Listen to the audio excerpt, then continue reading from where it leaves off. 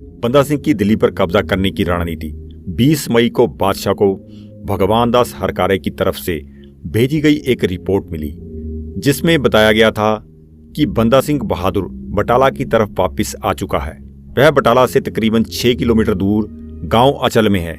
उसके अलावा बादशाह को यह सूचना भी मिली कि राम सिंह नामक एक सिख 7000 की फौज के साथ जम्मू की पहाड़ियों में से आकर बंदा सिंह बहादुर के साथ मिल गया है।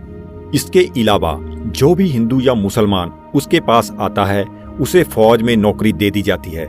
इन सभी को बंदा सिंह ने कहा है कि यदि मुगल फौज इस तरफ आए तो उसका मुकाबला किया जाए, नहीं तो लखी जंगल और अजमेर की तरफ से शाहजहानाबाद, जिसे नई दिल्ली कहा जाता है, उस तरफ से हमला किया जाए।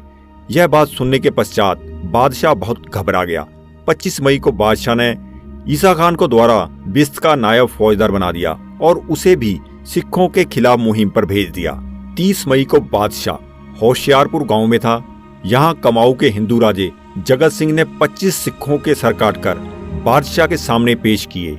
उसके उपरांत बादशाह ने हुक्म किया कि इन कटे हुए सरों को चौक में जाकर फेंक दिया जाए, जिससे लोगों को मुगल फौज की ताकत के बारे में पता चल सके और मुगल फौज की शान और बढ़े। मई 1711 के आखिरी दिनों में सिख फौज पसरूर से 20 किलोमीटर दूर थी। 30 मई को बादशाह की तरफ से खास मुहिम पर भेजे अमीन खान और गाजी खान को सूचना मिली कि सिख पसरूर के पास पड़ाव डाल रहे हैं। सूचना मिलते ही शाही फौज के दोनों जर्नैल 100 किलोमीटर का सफर तय करके पसरूर पहुंच गए और 1 जून को इनकी टक्कर सिख फौज से हो गई। इस युद्ध में दोनों फौजों का बहुत लहू बहा और दोनों तरफ से फौजियों को बहुत सा नुकसान हुआ। इस लड़ाई में ईसा खान भी शामिल था। उसका हाथी भी गोली लगने से जख्मी हो चुका था।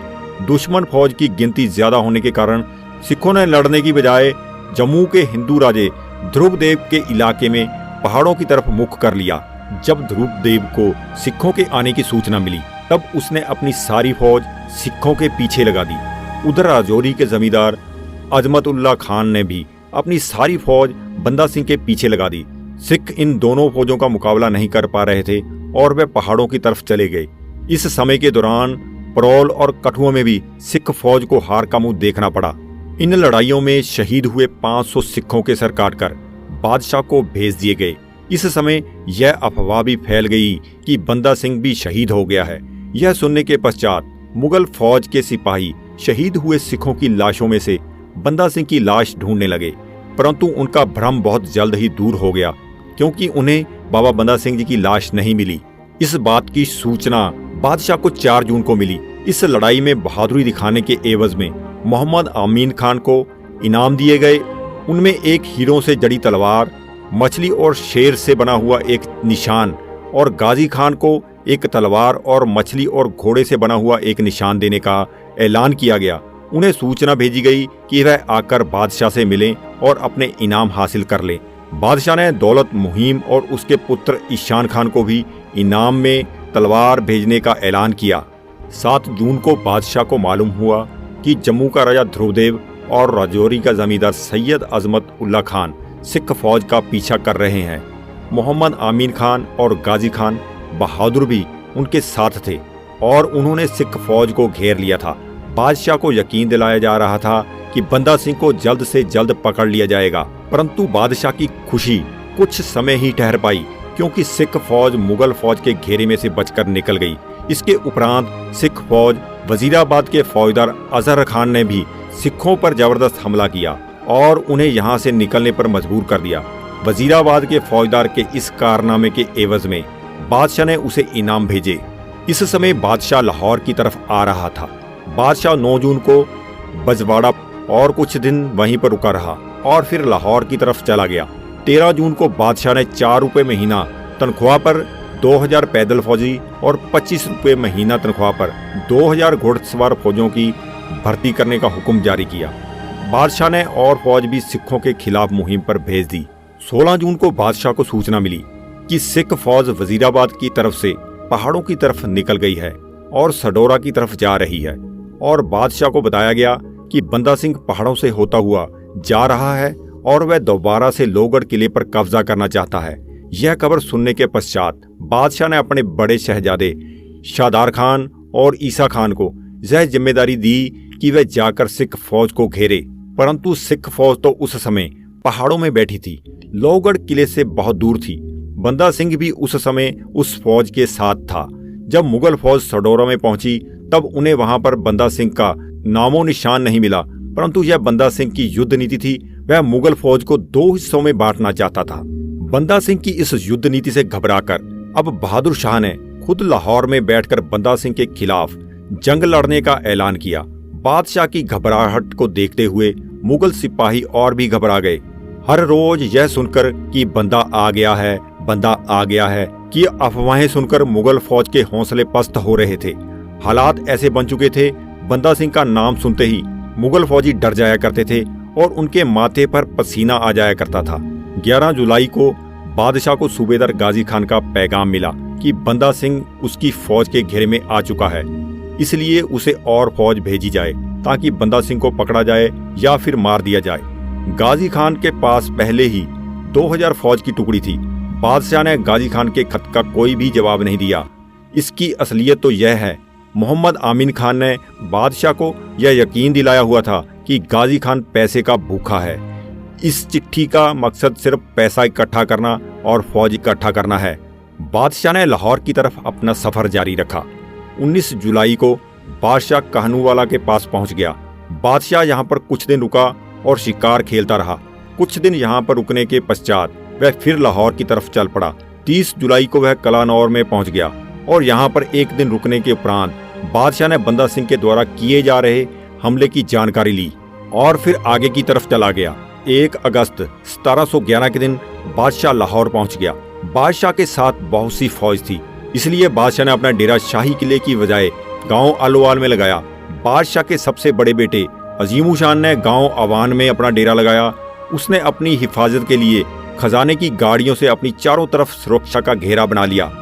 बादशाह के बाकी 3 पुत्रों ने, मुआजुद्दीन ने परवेजाबाद मंडी के पास और रफीउ शाह ने धर्मू के बाग के पास और मोहम्मद जहां शान ने शहमीर खुश के मैदान में अपने डेरे लगा लिए। बड़े बेटे शहजादे अजीमू शान के पास 31,000 और दूसरे शहजादे के पास 11,000 की फौज थी। इस समय के दौरान लाहौर के मुसलमान सिखों से डरे हुए रहते थे। अभी कुछ महीने पहले ही सिखों के खिलाफ जिहाद खड़ा करके हजारों मुसलमानों ने हैदरी झंडे के नीचे सिखों से टक्कर ली थी, परंतु मुगल इन तीनों लड़ाइयों में सिखों से मार खा चुके थे। इन तीनों लड़ाइयों में मुसलमानों के काफी मुखी मारे जा चुके थे। उनके मरने की दहशत अभी भी सिपाहियों के मन में से निकली नहीं थी। परंतु जब बादशाह 1 लाख फौज लेकर पहुंचा तब मुगल फौज के हौसले बुलंद हो गए। 1 साल पहले सिखों के खिलाफ जिहाद खड़ी करने वाले और बाद में सिखों के हाथों से मार खाकर घर बैठ जाने वाले इनायतुल्लाह खान, अताउल्लाह मोहम्मद तकी ने बादशाह को मिलकर साथ देने का भरोसा दिलाया। बादशाह के द्वारा इन्हें हौसला दिया गया। बादशाह के द्वारा शाबाशी मिलने के बाद इन्होंने आम सिखों से अपनी हार और बेइज्जती का बदला लेना शुरू कर दिया। इस मुहिम में बहुत से सिख कत्ल कर दिए गए। सिखों के अलावा बहुत से और लोगों को यह कहकर शहीद कर दिया गया कि यह भी सिख फौज के सिपाही थे। लाहौर में बादशाह को बंदा सिंह की हर मुहिम के बारे में पता चल रहा था। 6 अगस्त को बादशाह को यह मालूम हुआ कि बंदा सिंह ब्यास दरिया के पास पहुंच चुका है और बहुत जल्द ही दरिया पार करके माजे की तरफ जाने की तैयारी कर रहा है। इस समय मोहम्मद आमीन खान बहादुर कलानौर में था। बादशाह ने खान बहादुर को फरमान भेजा कि वह फौज लेकर दरिया पार करके बंदा सिंह पर हमला कर दे और उसे सजा दे। 11 अगस्त को बादशाह को सूचना दी गई कि इससे पहले खान बहादुर दरिया पार करके बंदा सिंह को घेरा डालता, उससे पहले ही बंदा सिंह 6000 साथियों के साथ दरिया पार कर बहुत दूर निकल चुका था। लाहौर में रुकने के पश्चात बादशाह ने सिखों के कत्लेआम की मुहिम को भी बड़े जोरों शोरों से चलाना शुरू कर दिया। इन दिनों में बहुत से सिखों को गिरफ्तार कर मार दिया गया और सिखों के घर भी लूट लिए गए। कुछ सिखों को मुसलमानों ने अपनी जाति रंजिश के कारण पकड़वा कर मरवा डाला। इसी तरह जो मुसलमान सिखों के खिलाफ जिहाद में मारे गए, उनके परिवारों ने भी सिखों पर अत्याचार किए और उनका कत्लेआम किया। इसी तरह से बहुत से मुसलमानों ने बादशाह से इनाम लेने की खातिर बहुत से सिखों को मरवा डाला। इस समय के दौरान बादशाह ने सिखों के कत्लेआम का हुक्म जारी किया हुआ था। बादशाह के इस हुक्म के कारण कुछ मौलवियों ने हिंदुओं को भी तंग करना शुरू कर दिया था। उस समय एक हिंदू शिव सिंह के रिश्तेदार के पुत्र जिसे चेचक निकली हुई थी, इसका इलाज करवाने के लिए शीतला देवी की पूजा के लिए ढोल नगाड़े बजाते हुए शीतला मंदिर की तरफ जा रहे थे। इस समय एक फिरकू मुसलमान विरदी बेग ने कुछ भोले भाले मुसलमानों को यह बोलकर भड़काना शुरू कर दिया कि हिंदू इस तरह के जुलूस निकालकर नुमाइश कर कुफर का प्रचार कर रहे हैं। उसके इस कूड़ प्रचार का बहुत से मुसलमानों पर असर हुआ। विरदी बेग ने हजारों मुसलमान अपने साथ मिला लिए और हिंदुओं को लूटना शुरू कर दिया और कुछ हिंदुओं का कत्ल भी कर दिया गया। हिंदू इस अत्याचार को चुपचाप सहते रहे। एक अच्छे मुसलमान ने इस बात की सूचना बचन सिंह और बदन सिंह बुंदेला को दे दी, जो बंदा सिंह के खिलाफ बादशाह की मदद करने के लिए आए हुए थे।